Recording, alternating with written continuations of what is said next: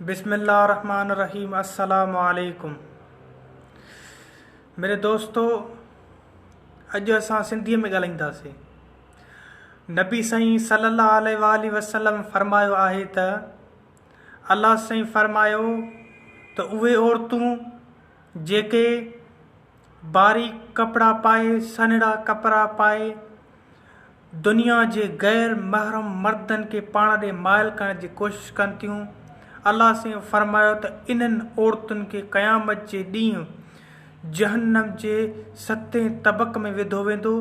ऐं जॾहिं इन्हनि खे मलाइक पकड़ींदा त उन्हनि जे वारनि खां पकड़ींदा, ऐं जॾहिं वारनि खां पकड़े सट ॾींदा त हू ईअं कलाबाज़ियूं खाईंदियूं वेंदियूं जीअं भोलड़ो कलाबाज़ी खाईंदो आहे। जॾहिं कलाबाज़ी खाई उथंदियूं त हुननि खे चवंदियूं त माफ़ी ॾियो, माफ़ी ॾियो, माफ़ी ॾियो। त मलाइक चवंदा त रहीम तव्हां ते रहम न कयो त असां तव्हां ते कीअं रहम करे सघूं था। ऐं ईअं ई उन्हनि खे ॻीलींदा वञी जहन्नम जे 7वें तबक़ में उछलींदा। बराए महिरबानी मुंहिंजी प्यारियूं भेनरियूं ऐं माइरियूं, दीन इस्लाम जे इन रुकन ते अमल कयो। क़ुरान में हुकुम आयो त पर्दो कयो। वसलाम व इबादुल्लाह सालिहीन।